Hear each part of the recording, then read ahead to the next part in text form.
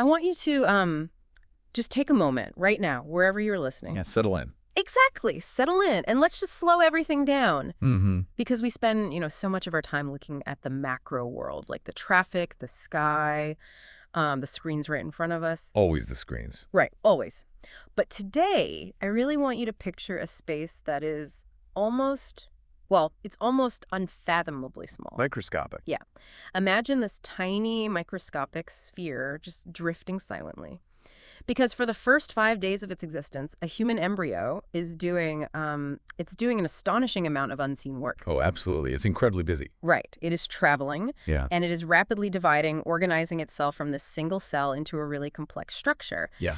But it is doing all of this while completely encased inside this tough, protective, almost glass-like shell. It really is a marvel of biological engineering. I mean, that shell, it acts as this perfect microscopic safe house. A safe house. I like that. Yeah, it shields all that delicate cellular architecture from the turbulent environment outside. Right. But here is the profound conflict of that safe house. You eventually have to leave it.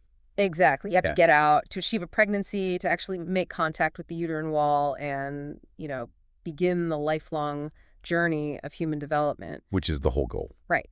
That embryo must grow large enough, and it must stretch that outer shell thin enough to literally rupture it and escape. It is the ultimate biological lock. Yeah. And it's a lock that operates with this ruthless binary precision. What do you mean by binary?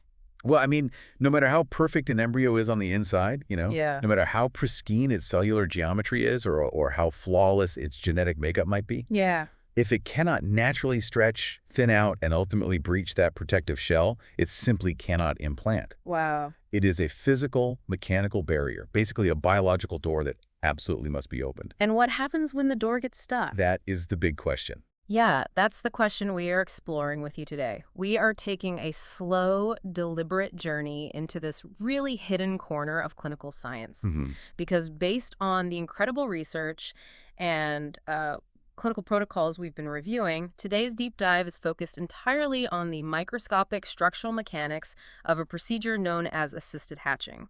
It's such a fascinating narrative. It really is. Our mission today is to thoroughly map out the microscopic anatomy of this specific biological shell. Right. We're going to examine the rather intense history of how early laboratories originally tried to break it. Which is wild, by the way. Oh, it's terrifying. And then we will closely explore the modern marvel of the highly calibrated infrared microlasers that scientists use to seamlessly part this physical barrier today. Okay, so let's unpack this with a visual for everyone listening. Think of the embryo shell like a tight leather jacket. I love this analogy. Right, because when you first put it on, it serves a fantastic purpose. It protects you from the elements, keeps you warm, keeps everything contained. But imagine you're wearing that leather jacket and you suddenly begin to grow. Rapidly. The embryo is expanding, multiplying its cells, trying to burst the seams of that jacket. Now, if that leather is soft and supple, it will stretch and eventually give way. Exactly. But if the material has become too thick or too rigid, it just won't give. It's trapped. Right. The embryo will exhaust all of its cellular energy, pushing against a wall that just will not yield. That is a wonderful way to visualize the mechanics at play here. Because the embryo is doing the pushing, right? Mm-hmm. But the material properties of the shell are dictating the outcome. Yeah. So in the modern laboratory, the laser acts exactly like a microscopic, highly precise seam ripper. A seam ripper. Yeah, we aren't taking the jacket off for the embryo. Oh, okay. We are simply easing the structural tension. We weaken the seam so that when the internal biological pressure naturally rises, the fabric can easily part. But to understand how we use a laser to act as a seam ripper, or even, why this shell sometimes becomes too tough to break on its own. We have to look at the shell itself. Right. We have to look closely at the architectural boundary itself. And when I was looking through the source material, the biological name for this structure immediately stood out to me. It's a great name. It really is. It is called the zona pellucida. The zona pellucida. Yeah, from Latin, essentially translating to the transparent zone. Transparent zone. Right. If you were to look at a living egg cell under a high-powered light microscope, this shell looks like a thick, glowing, translucent halo surrounding the cellular mass. It literally glows. It has that sort of refractive appearance, yeah. But structurally, what it actually is an extracellular glycoprotein matrix. Okay, let's pause and really break down what an extracellular glycoprotein matrix is, because that sounds like a mouthful. It is a bit of a mouthful. But it's the key to this entire mechanical puzzle, right? So extracellular means it sits outside the cells. It's not made of living cells itself. It's a structure produced by them. And glycoprotein, we are talking about a complex three-dimensional lattice made up of sugar molecules, which are the glyco part, and protein chains. Exactly. You can think of the proteins as the long structural steel beams, right? Okay. And the sugars are this sticky, complex mortar holding those beams together in this dense three-dimensional web. Wow. And this matrix wraps incredibly tightly around the oocyte, which is the unfertilized egg. The oocyte, right? Yes, it wraps around the oocyte from its very earliest stages of development in the ovary, as it matures, through those M1 and M2 developmental stages. Okay, so as the oocyte is going through its M1 and M2 stages preparing for ovulation, this shell is already there, tightly wrapped around it. Exactly. It's building that fortress early on. Well, nature doesn't build a massive structural fortress like that without a very good reason. No, it never does. So early on, when the oocyte is first released and waiting to be fertilized, what is the zona pellucida actually doing? What's its day job? Its early roles are fundamentally about security and organization. Okay. First, it acts as a primary physical shield. The environment of the body is highly dynamic, full of immune cells and structural hurdles, and this single, incredibly precious cell needs a physical buffer. Makes sense. But its most critical early job happens at the exact singular moment of fertilization. It acts as the gatekeeper to prevent polyspermy. Polyspermy. Meaning it physically stops more than one sperm from entering the oocyte. Exactly. Because if two sperm enter, you have too much genetic material and the embryo cannot survive. Precisely. It's fatal. Mm. So the zona pellucida is covered in specific receptor proteins. Okay. It's like a wall covered in highly specific keyholes. When the first single sperm manages to bind to a receptor and penetrate through the zona pellucida to reach the membrane of the oocyte inside, Something happens. a miraculous thing happens. The oocyte instantly releases a wave of enzymes outward into the shell. Oh, wow. Yeah, and this triggers a rapid biochemical change across the entire glycoprotein matrix. The biological lockdown. The lockdown. Yeah. Exactly. Yeah. The proteins inside the matrix instantly cross-link and harden, and all the remaining receptors are destroyed or deactivated Just like that. in a matter of seconds. Mm-hmm. The transparent zone becomes utterly impenetrable to any other sperm. It is just this brilliant mechanism to ensure the exact, correct genetic balance of one egg and one sperm. It is genuinely mind-blowing to think about that chemical wave propagating across the shell in real time. It's beautiful. But its job isn't over once the doors are locked, because the sources we reviewed point out that for the next 5 days, it acts as a container. Yes. After fertilization, that single cell begins to divide. It splits into 2 cells, then 4, then 8, then 16. All the while, this microscopic bundle is tumbling down the fallopian tube toward the uterus. And without the zona pellucida, that journey would be disastrous. Why? What would happen? Well, the early cells of the embryo, which are called blastomeres, by the way, they're loosely associated at first, they don't really have strong structural connections to one another yet. If they were simply rolling freely through the fluid of the fallopian tube, the sheer mechanical forces, like the sweeping motion of the cilia lining the tube, It would just tear them apart. it would scatter them entirely. Mm-hmm. So the zona pellucida acts like a rigid, invisible net. It bundles those multiplying cells tightly together, forcing them to remain in direct physical contact. Because they have to touch to communicate, right? Exactly. If they aren't pressed up against one another, they can't exchange the chemical signals necessary to organize into a structured embryo, so the shell is quite literally holding the pieces of the puzzle together. It creates the necessary physical constraint for cellular organization. It holds everything in a localized, tightly packed sphere until the embryo reaches what we call the blastocyst stage, which is usually around day 5. Day 5. Yeah. And this is where the natural exit strategy finally comes into play. All right, let's talk about that exit, because the embryo can't stay in there forever. Under normal, physiological conditions inside the human body, how does this incredibly tough, lockdown glycoprotein matrix naturally break? It relies on fluid dynamics and osmotic pressure. Osmotic pressure. Yeah. Around day 5, the cells inside the zona pellucida have organized into 2 distinct groups. You have an outer layer and an inner mass. Okay. The outer layer of cells begins actively pumping sodium ions into the center of the embryo. And because of the laws of osmosis, where salt goes, water naturally follows. So it's sucking water in. Yes. The embryo begins to rapidly draw in fluid from its environment, creating a central cavity. It functions almost exactly like a biological water balloon filling up. And as it fills with fluid, it expands. It starts pushing outward against the inner wall of the zona pellucida. Yes, the pressure builds relentlessly. As the blastocyst expands, the zona pellucida is forced to stretch. Like the leather jacket. Exactly. A three-dimensional lattice of sugars and proteins is pulled tighter and tighter, and as it stretches, the wall of the shell naturally thins out. Makes sense. Eventually, the internal fluid pressure simply overwhelms the tensile strength of the thinned-out matrix. A microscopic tear forms, the shell ruptures, and the living cells of the blastocyst physically squeeze themselves out through the opening to make contact with the uterus. Which brings me to the core conflict we have to examine today. The failure. Right. If this structure, this zona pellucida, is so perfectly evolved over millions of years to protect the oocyte, to lock out extra sperm, to hold the dividing cells together, and then to naturally stretch and break open under the pressure of fluid. Why has it become a trap?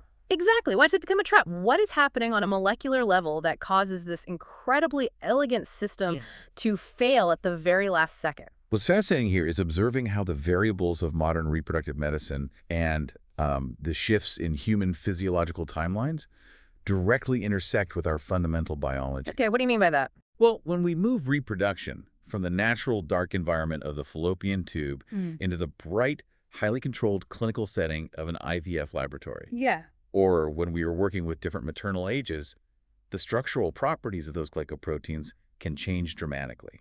So the shell itself actually changes its physical properties. Yes, It isn't just that the embryo is too weak to push, it's that the wall is actually getting stronger. that is exactly it. It is a chemical alteration called excessive cross-linking. Excessive cross-linking. Yeah, as we discussed, the matrix is a lattice of proteins and sugars. Under certain conditions, those protein strands begin forming tighter, more numerous covalent bonds with one another. So it's reinforcing itself. Exactly. It's like taking a net made of flexible rope and slowly replacing the rope with stiff wire. As more and more of these cross-links form, the glycoprotein matrix loses its natural elasticity. It becomes abnormally hard, highly brittle, or unusually thick. Going back to our analogy, the leather jacket turns into a stiff, unyielding suit of armor. A perfect way to put it. And if the shell has become rigid, the embryo inside is going to exhaust all of its cellular energy trying to push through a door that is essentially barricaded shut. It will expand, it will press against the glass, but the glass won't give. The embryo eventually stops growing and implantation fails. Which is a heartbreaking outcome, especially when the embryo itself is genetically and cellularly perfect. Right, it did everything right. Yeah, this is why assisted hatching was developed. But it brings us to a very crucial aspect of clinical reality.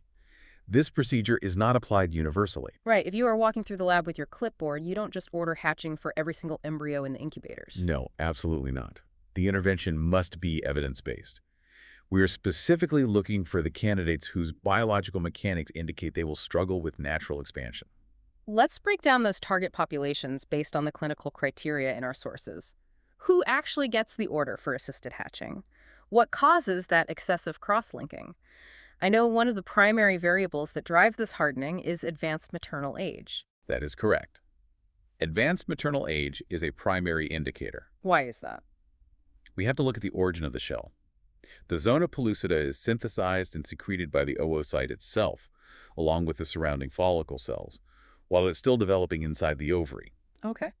As a patient ages, the cellular machinery of the oocytes ages as well. The architecture of the zona pellucida they produce often yields a fundamentally thicker, much less responsive outer matrix in the very beginning. So just by virtue of the passage of time, the biological building materials change. The foundational blueprint of the shell is inherently stiffer. Exactly. We know statistically that embryos derived from older oocytes will likely face a much higher mechanical hurdle during the expansion phase. So we preemptively plan to assist them by weakening that barrier. Okay, so advanced maternal age is one major factor, but the sources point out that age isn't the only trigger for this cross-linking. The laboratory environment itself plays a role, especially when we talk about cryopreservation. Let's talk about freezing embryos. Ah, yes.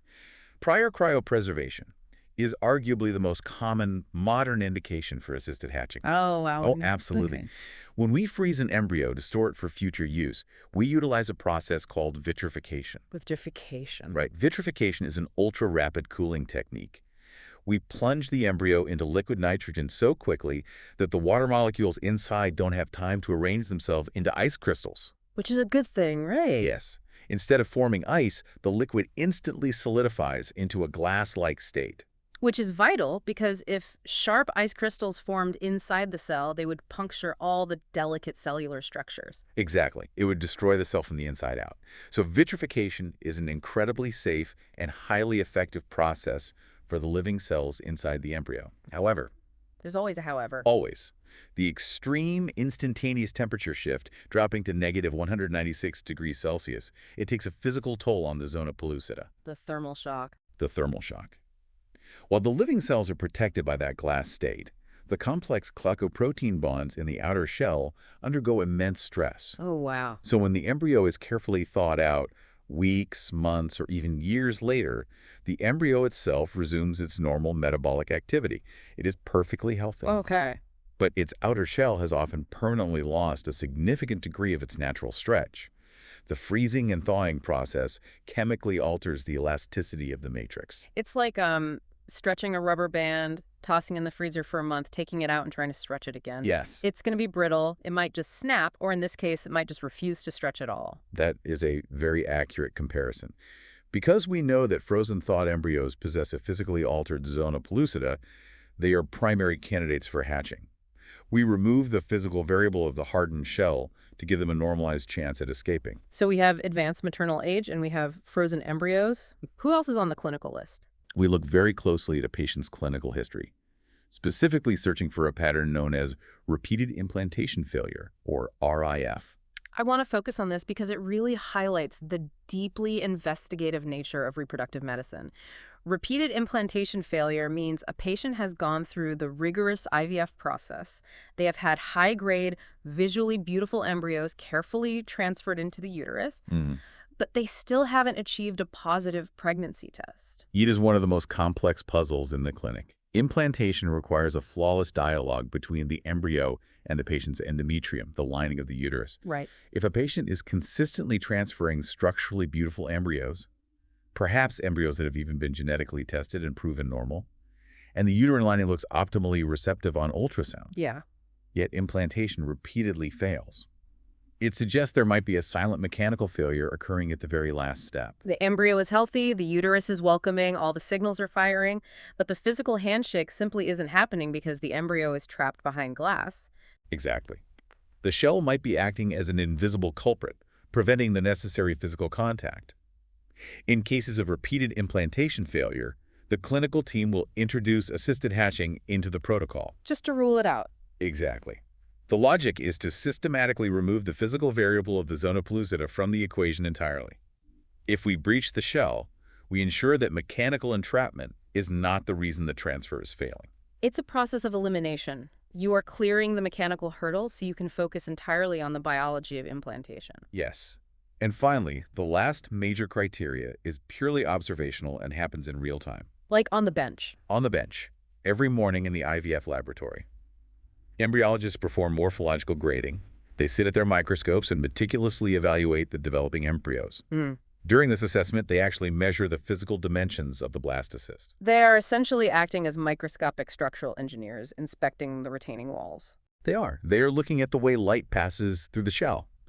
If an embryologist spots thick zonomorphologies, meaning the shell simply appears unusually thick, dense, or uneven under the light microscope, they will flag that specific embryo for hatching, Regardless of the other factors. regardless of the patient's age or whether the embryo was frozen. It is a real-time physical assessment of the barrier. Okay, so we have deeply explored the what and the why. We understand what the zona pellucida is made of, why it's so tough, and we know exactly who needs help breaking it. Now, we have to transition into the how. Because knowing that a microscopic sphere needs a hole in it is one thing. Actually executing that breach on a living organism without destroying it is entirely another. It's the tricky part. Very tricky. I want to look at the history of how laboratories first tackled this, because the evolution of this technique from the early days to the modern bench is a wild, almost breathless ride. It truly is a testament to scientific persistence. The historical shift in laboratory hatching techniques perfectly mirrors the broader medical evolution of human surgery. How so? Well, it is a relentless, continuous drive toward maximizing cellular safety and minimizing mechanical trauma. But to appreciate where we are today with lasers, we really have to understand the sheer physical peril of where we started. Let's talk about those early days, the first attempts. Mechanical hatching. Just reading the phrase in the research made my hands tense up. It required nerves of steel, truly. In the early days of advanced micromanipulation to hatch an embryo, embryologists relied entirely on physical force. Which means what, exactly? They used ultrafine, hand-pulled glass needles. Hand-pulled glass? What does that even mean? Yes. They would take glass capillary tubes, heat them over a tiny flame until the glass was melting, and then rapidly pull the ends apart. Oh, wow. This stretching creates a hollow glass needle that tapers down to an impossibly fine microscopic point. They would mount this microscopic glass shard onto their workstation. Then, looking through the oculars of the microscope, they would maneuver the needle and attempt to manually, physically slice a tiny slit into the zona pellucida. I want you to really picture this if you were listening. We're talking about a microscopic sphere of living cells suspended in a drop of water, and the embryologist is driving a tiny shard of glass toward it. The potential for absolute catastrophe is enormous. It was. One tiny slip of the hand, one slightly heavy breath causing a microtremor, and you are slicing entirely through the shell and directly into the embryo itself. The physical peril was extreme. It wasn't just the risk of a slip either. It was the physics of piercing a sphere. Right. Think about poking a needle into a tough rubber ball. Before the glass needle actually cuts the surface of the shell, it pushes against it. The shell resists. The needle indents the zona pellucida, pressing it deeply inward. It deforms the whole structure before it breaks it. Exactly. That severe indentation places immense, direct physical pressure on the highly sensitive living cells inside. The embryologist has to keep applying forward pressure until the tough glycoprotein matrix finally yields and pops, allowing the needle to slice through. That sounds terrifying. The tension on the embryologist's hands and the mechanical stress on the embryo was immense. The risk of accidentally crushing the entire structure, or lysing, which means bursting the cells, was undeniably high. It sounds like trying to perform open-heart surgery with a sword. Yeah. It's effective if you do it perfectly, but Yeah. the margin for error is essentially zero. Pretty much. So, understandably, the field recognized the mechanical trauma was too high, and they sought a better way. They moved from physics to chemistry. They developed chemical hatching, Yes. which honestly, when you read how it works, sounds equally terrifying in a completely different way. We used acid. We did. The field transitioned to a highly specialized chemical technique. They used a microscopic stream of what is called acid tyrrhodes solution. Let's break that down. Acid tyrrhoid solution. What is it doing chemically? Well, acid tyrrhodes is a solution specifically formulated with an extremely low pH. It is highly acidic.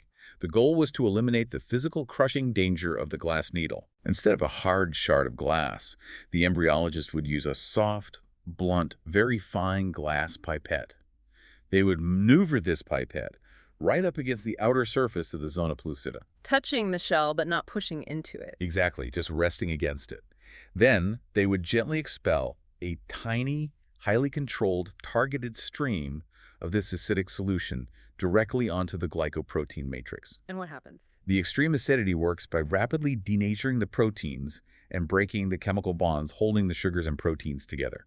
You can watch it under the microscope. The acid literally dissolves a clean circular hole right through the shell. Okay, I can see the immediate benefit. You entirely remove the risk of crushing the embryo. There is no physical pressure applied. Right. But you are trading a mechanical risk for a chemical one. You are essentially spraying a localized jet of acid onto the front porch of a living, delicate organism. Yes. How did scientists manage the anxiety of that? Because my immediate thought is, what happens when the acid finishes eating through the wall and hits the inside of the house? And that was the severe, ever-present risk of chemical hatching. It was highly effective at dissolving the shell, but it carried the incredibly dangerous risk of altering the local pH of the embryo's internal environment. And that's bad. It's lethal. Living cells are incredibly sensitive to pH changes. Their internal enzymes and cellular machinery require a very specific neutral pH to function. If the acid touches them, they die. Quite literally. If the embryologist did not stop the flow of the acid stream at the exact precise millisecond that the inner wall of the shell breached, the acidic solution would flood into the central cavity of the blastocyst. Oh, no. It would expose the inner living cells to a toxic drop in pH. The proteins of the living cells would denature, and the embryo would be immediately compromised or entirely destroyed. That's so stressful. And furthermore, even if you stop the flow perfectly, you then have to quickly wash the embryo multiple times in fresh media to ensure no residual acid lingers near the opening. So you trade the breathless tension of a crushing glass needle for the high-stakes millisecond timing of a chemical burn. It is a continuous tightrope walk. Which brings us to why the field did not stop innovating. They needed a method that didn't crush the embryo and didn't poison it with acid. Right. And that brings us to the modern era, the gold standard that is used in advanced laboratories today. We no longer use physical needles, and we no longer use chemical acids. Today, we use light. We utilize a modern, fully integrated infrared microlaser system. It is a profound leap forward in biological micromanipulation. A microscopic laser? Yes, a specialized optical laser that cleanly vaporizes the targeted section of the glycoprotein matrix without ever touching the embryo physically and without changing its chemical environment. Wow. It is an entirely touchless, sterile intervention. I love how this perfectly mirrors the broader evolution of medicine. We moved from high-risk manual interventions like deep open cavity surgery to non-contact automated energy systems like robotic laparoscopy or laser eye surgery. Absolutely. The drive in science is always, relentlessly, toward creating a zone of absolute cellular safety. The laser provides a level of precision and control that is simply impossible to achieve with human hands or chemical streams. Okay, so we have arrived at the modern workstation. We have our laser. But transitioning from the abstract concept of an infrared laser to the physical reality of a busy clinical laboratory, how does this actually work? How does an embryologist physically set up a laser to shoot at a microscopic living thing? It takes a lot of preparation. I want to slow down and walk through that setup because the environmental control required here is fascinating to me. It is a meticulous process, heavily focused on environmental stability. The most important thing to remember is that the embryo must leave its highly regulated incubator for this procedure. Right. Inside the incubator, it is resting in total darkness at exactly 37 degrees Celsius in a precisely calibrated atmosphere of carbon dioxide and oxygen. The moment you take it out into the room, it is exposed to light, temperature drops, and changes in air composition. Which it hates. Which it hates. Yeah. We have to artificially recreate that perfect incubator environment out on the open laboratory bench. So how do you build a temporary safe room on a desk? It starts with the preparation of a microdroplet dish. The embryologist takes a sterile plastic petri dish and places tiny, distinct microdrops of highly specialized culture media onto the surface. This culture media is the liquid the embryo actually lives in. Correct. It is a complex, buffered fluid that provides the necessary nutrients, amino acids, and maintains the perfect physiological pH. However, There's the however. always, Yeah. if you simply place a tiny droplet of water on an open counter in a dry room, the physics of evaporation take over immediately. The water will evaporate into the air within minutes. And if the water evaporates, the concentration of the salts and nutrients left behind in the drop becomes far too high. Yes. The osmolarity spikes, and it would draw water out of the embryo, essentially dehydrating and killing it. Exactly. Evaporation is a lethal threat on the microscale. Furthermore, evaporation causes a rapid drop in temperature due to evaporative cooling. To prevent this, the embryologist utilizes an oil overlay. An oil overlay. Yes. After the microdrops of media are placed on the dish, the entire dish is flooded with a layer of highly purified pharmaceutical-grade mineral oil. Oh, wow. The oil literally blankets the drops. Because oil and water don't mix, the oil forms an impenetrable seal over the fluid.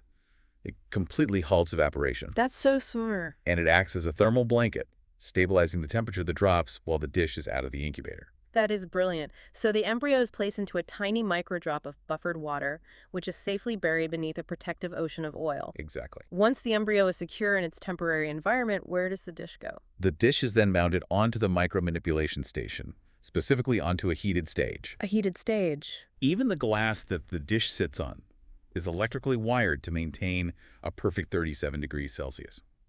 Heat transfers through the glass through the plastic of the dish, through the oil, and into the water droplet, keeping the embryo at an exact body temperature. Okay, the environment is secure. Now let's talk about the optics and the targeting. The embryologist sits at the station and looks through the oculars or at a high-definition monitor.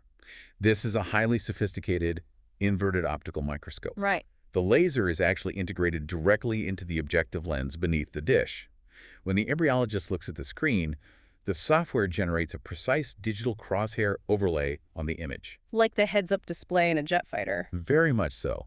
That digital crosshair maps the exact mathematically calculated strike path where the invisible infrared laser beam will focus. But you don't just put the embryo under the crosshairs and start firing. Obviously. There's mandatory, rigorous calibration step. The embryologist uses the mechanical stage to move the dish to a completely blank area, just empty media, far away from the embryo. They execute a test fire. A microscopic warning shot. A calibration shot. They fire the laser directly into the empty liquid. Because the laser generates a microscopic point of intense heat, it briefly alters the refractive index of the water. What does that look like? For a fraction of a second, you can actually see a tiny distortion, a minuscule thermal bubble form in the liquid. And they are looking to see if that thermal bubble appears exactly, perfectly in the dead center of the digital crosshairs. Yes. They must visually verify that the optics are perfectly aligned and that the laser's objective is focused down to the submicrometer level. They need absolute certainty that the invisible beam is hitting exactly where the software says it will hit. I love the mechanical rigidity of this process. And while we were talking about mechanics, there is a specific detail about this workstation that fascinated me when reading the material. Oh. I want to highlight it because it speaks to the reality of working at this scale. Let's talk about the foot pedal. Ah, yes. The foot pedal is a crucial, defining piece of the workstation's ergonomic architecture. Right. So picture this. The embryologist is sitting there, staring intently at the monitor. Their hands are gripping these incredibly sensitive hydraulic or electronic joysticks. Mm-hmm. These joysticks control the microscopic glass holding pipettes, allowing the embryologist to make invisible adjustments to maneuver and rotate the embryo into the perfect position under the crosshairs. Yes. But when it is time to actually fire the laser, they don't press a button with their fingers, because human physiology is flawed. It is. If you are gripping a joystick and you squeeze a button with your index finger, the tendons in your hand contract. Your entire hand naturally twitches or drifts, even if it's just a fraction of a millimeter. And at this scale of magnification, a millimeter is a mile. Mm-hmm. A micro trimmer of the hand could move the embryo directly into the path of the laser beam at the exact moment it fires. Exactly. So to ensure absolute zero hand drift from those critical submicron coordinates, the firing mechanism is completely disconnected from the hands. It is routed down to a heavy automated foot pedal on the floor. Their hands steer perfectly still, gripping the joysticks, while the gross motor movement of their foot triggers the millisecond pulse. It is a perfect example of how human ergonomics are intentionally designed to engineer human error entirely out of the equation. Yeah. We know the physiological limitations of human hands. We get tired, we get jittery. Exactly. We know a finger press causes a microtremor, so we engineer the physical workstation to bypass that physiological limitation. The fine motor skills of the hands remain utterly stable, securing the target, while the gross motor movement of the foot deploys the destructive energy. Okay, the setup is flawless. The embryo is in the drop, under the oil, warm on the heated stage. The crosshairs are calibrated, the hands are steady on the joysticks, the foot is hovering over the pedal. It's go time. Now we break down the exact physics of the moment the laser actually breaches the shell.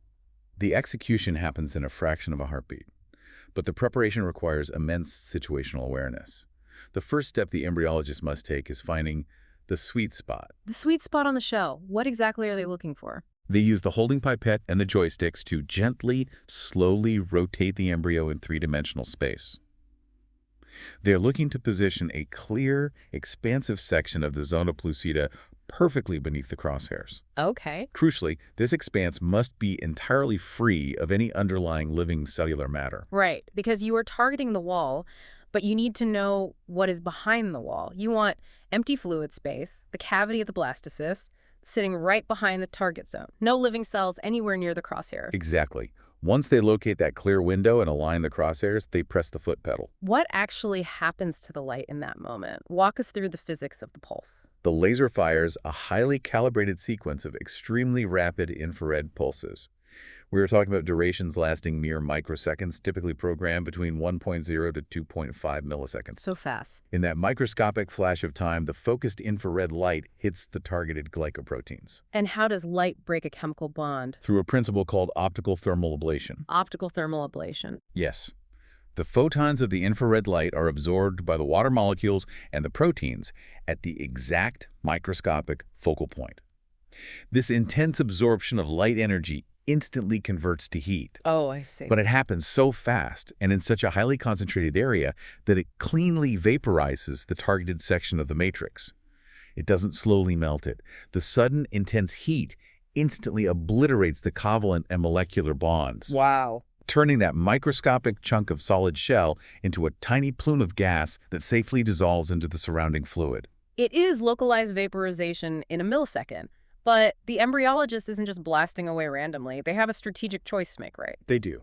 Depending on the protocol, they choose between two different architectural strategies, Mhm. thinning versus drilling. Yes. Based on the clinic-specific protocol, the age of the embryo, and what the immediate next step for that embryo is, the embryologist will execute either localized thinning or full whole hatching. What is the mechanical difference between the two? Well, in localized thinning, the embryologist programs the laser with a slightly lower intensity or shorter pulse duration. They use the laser to essentially shave away or ablate about 50% to 70% of the external thickness of the zona pellucida over a small designated curved area. So you aren't breaking through completely to the inside, you are just trenching out the outside. Correct. The inner wall remains completely intact. We are simply creating an intentional, deep, weak point in the structural integrity of the wall. Think about the physics of scoring a piece of thick glass before you snap it. Oh, yeah. You run a diamond cutter over the surface, creating a thin groove. You haven't cut the glass in half, but you have fundamentally altered how it handles physical stress. You have created a stress concentration point.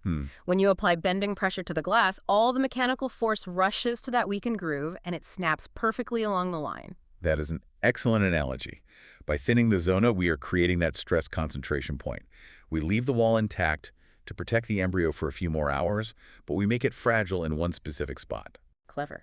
When the internal fluid pressure of the blastocyst builds, the physics of the shell dictate that it will stretch and rupture exactly at that weakened trench. It's brilliant. And what is the alternative to thinning? The other option is full hole hatching, sometimes referred to as laser drilling. In this technique, the embryologist uses repeated, slightly stronger laser pulses to ablate a complete structural window all the way through the full thickness of the shell. So you're completely breaching the wall. The internal fluid space of the embryo is now directly exposed to the outside environment through this microscopic portal. Yes, a complete open pathway is created. Why choose one over the other? If the goal is just to help it get out, why not blow a hole in it every time? It often depends on the timing of the transfer. If we are simply helping a fully expanded day 5 embryo implant, and we are transferring it into the patient that same afternoon, localized thinning is often preferred. Because it keeps it protected longer. Exactly. It maintains a slight protective barrier during the physical catheter transfer, while ensuring the physics of hatching will succeed shortly after. However, Let me guess. if we need to physically extract cells for testing, or if the zona is exceptionally pathologically thick, we require the structural certainty of a full hole. Wait, before we discuss extracting cells for testing, I have a very natural, very urgent concern that I think anyone listening would have been screaming at their device for the last 5 minutes. Let's hear it. We are talking about firing literal lasers, which we just established operate by creating intense bond-breaking thermal energy at a microscopic, delicate, living organism. Yes. You said earlier that heat denatures proteins and kills cells. How on earth do we keep from cooking the embryo when we fire a thermal laser right next to it? This is undoubtedly the single most critical safety aspect of the entire micromanipulation procedure, managing thermal stress. It has to be. Your concern is entirely valid. Heat is heat. And while the laser blast is incredibly focused to a submicron point, the physical laws of thermodynamics dictate that the edge of that thermal pulse naturally generates a radiating microzone of elevated temperature around the impact site. So it bleeds. Yes, this phenomenon is known as lateral heat transfer. So if the crosshairs are the bullseye gets instantly vaporized, but the physical rings radiating outward from the bullseye get warm. Exactly. The water directly adjacent to the vaporized zone absorbs some of that thermal energy, and if that rapidly expanding wave of warmth touches the proteins of living cells, it can permanently denature them. Which is what we're trying to avoid. Right. Therefore, laboratories enforce incredibly strict, non-negotiable thermal safety zones.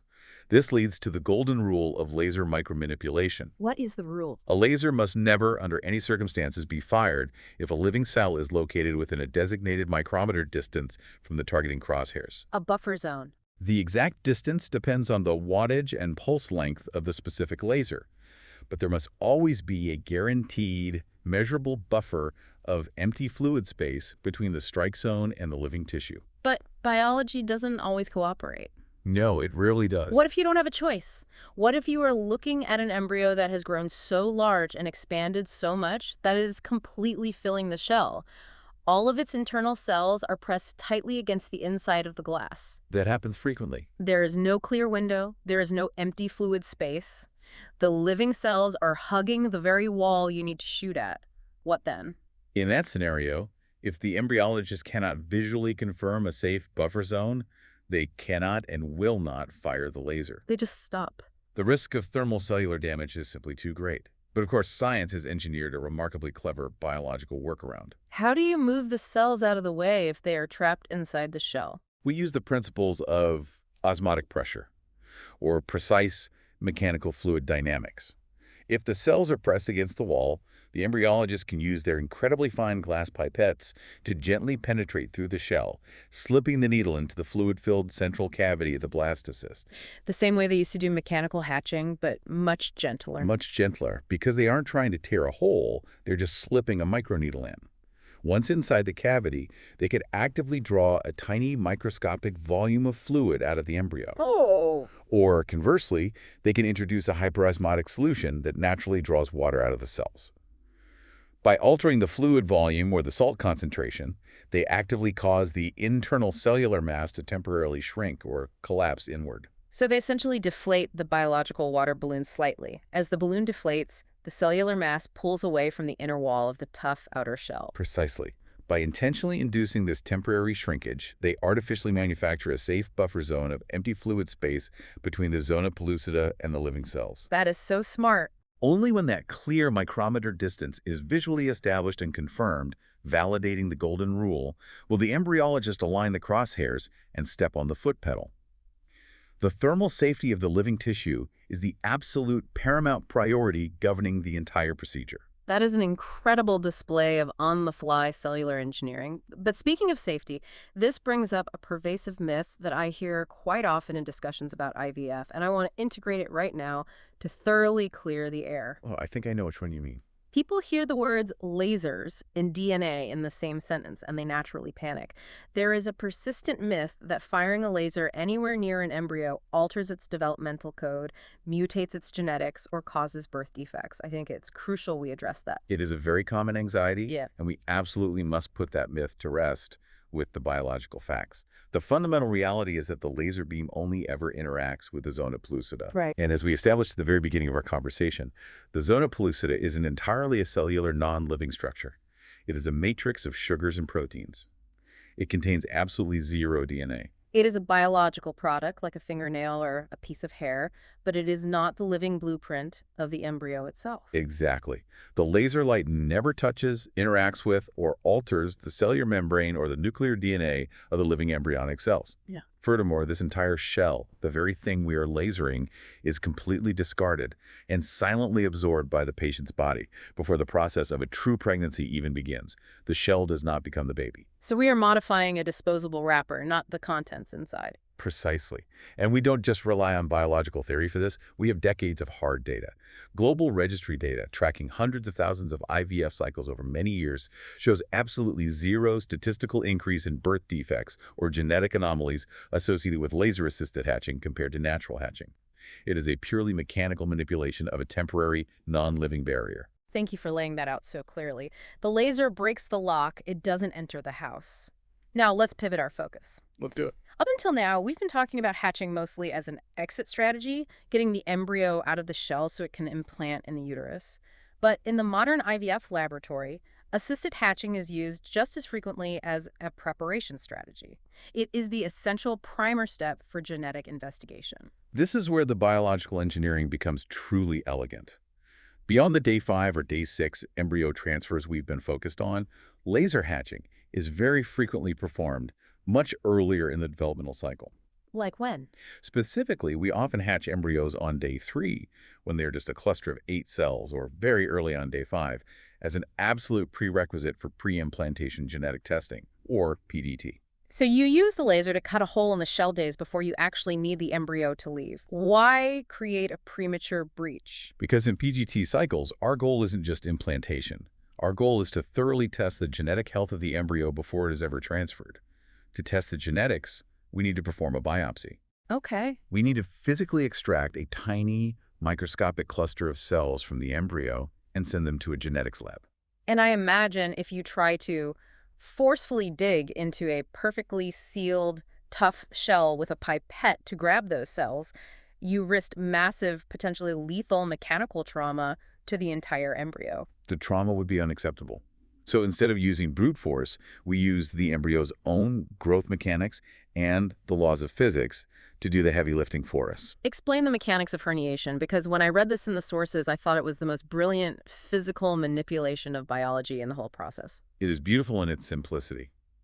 By creating a micro-opening, a full-hole breach in the zona pellucida early on day 3, we fundamentally alter the physical boundaries of the expanding embryo. Right. Over the next 2 days, the embryo continues its natural development. It organizes into the blastocyst stage, and it begins to fill with fluid, building up that internal osmotic pressure we discussed earlier. But now, instead of pushing against a completely solid, unyielding wall, it's pushing against a wall with a microscopic hole in it.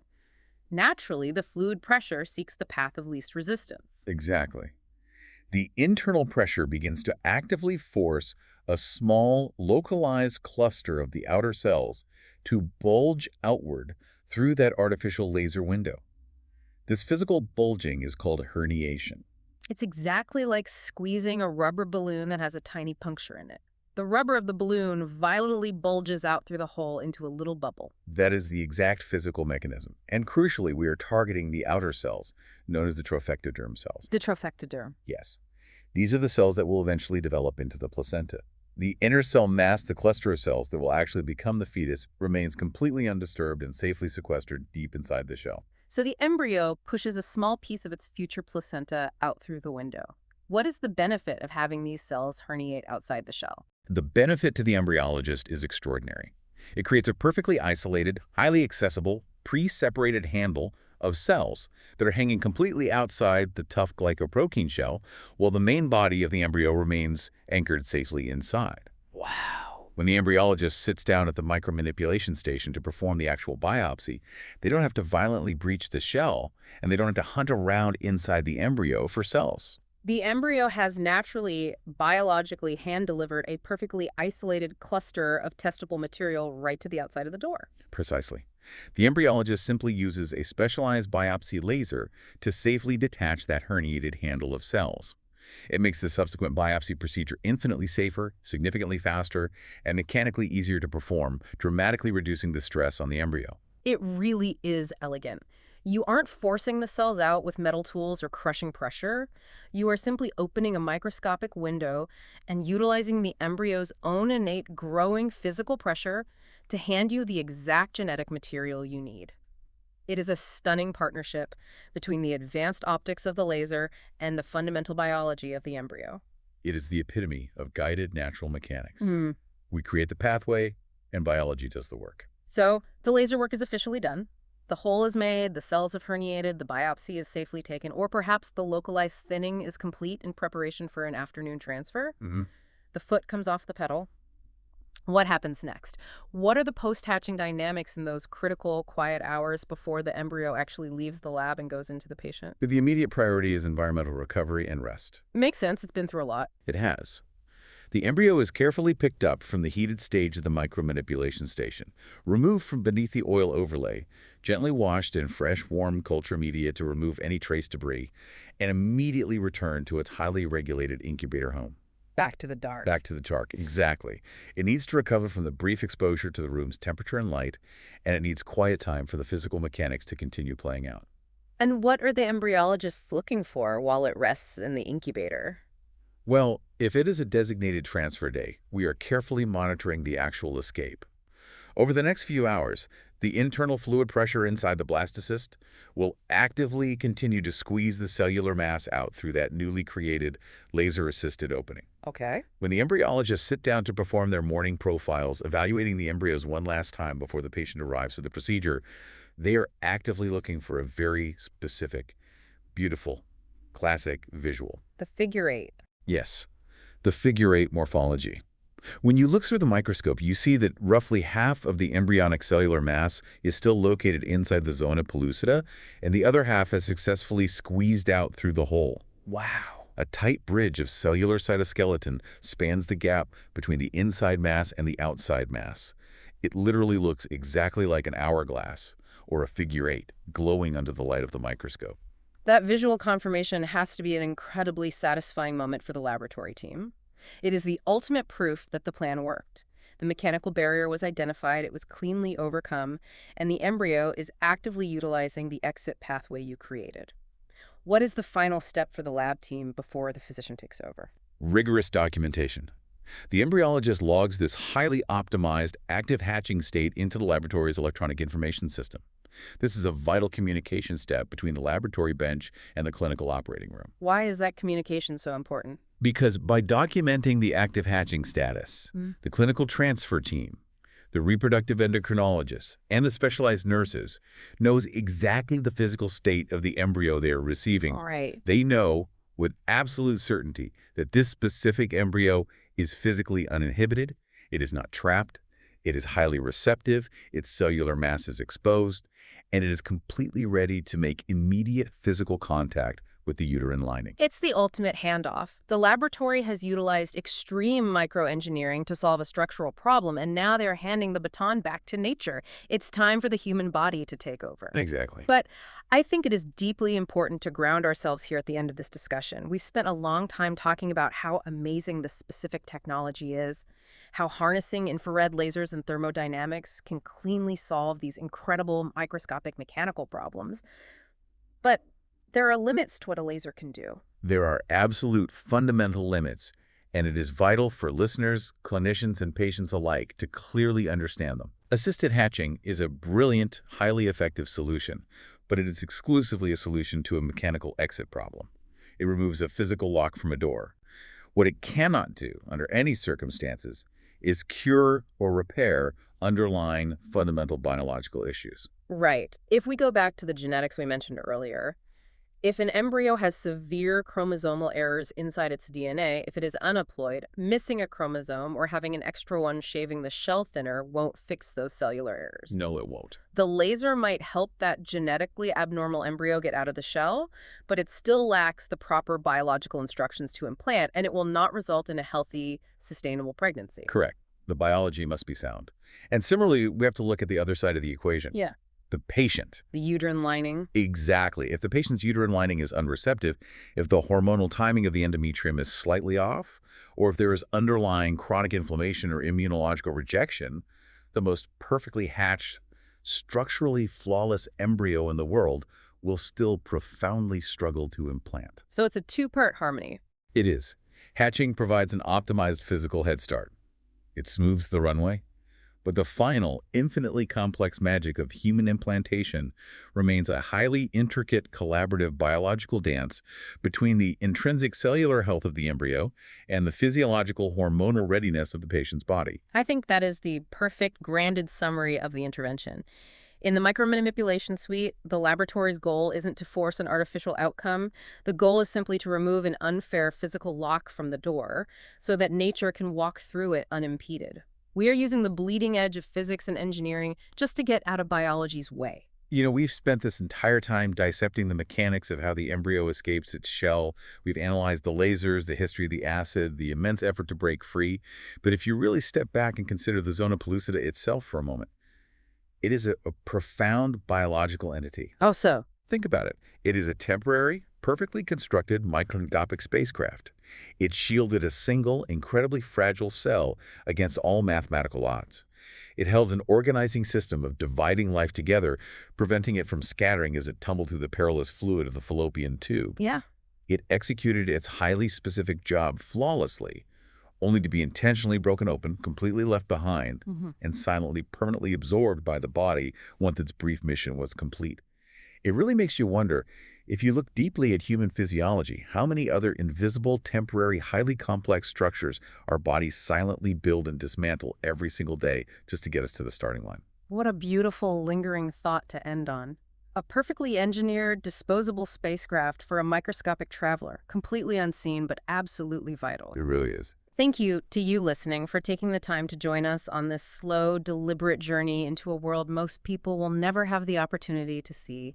Taking the time to really visualize and understand the absolute unyielding precision that happens every single day on these microscopic lab benches is, I think, a beautiful way to appreciate the staggering complexity of life. I couldn't agree more. But our journey through the corridors of the clinical laboratory is far from over. Next time, we are going to lift our eyes from the individual microscopic culture dishes. We are going to zoom out and examine the comprehensive, overarching security blanket of the entire IVF department. Join us for our next deep dive, witnessing traceability and preventing errors in the IVF lab. That's going to be a fascinating one. Oh, it will be. We will break down the absolute, uncompromising rigidity of modern tracking architectures, how hidden electronic sensors monitor the radio frequency of every single petri dish moving through the room, and the fascinating psychological systems designed to ensure zero errors in human identity. It's high stakes, high security, and we will unpack all of it. Until then, keep exploring.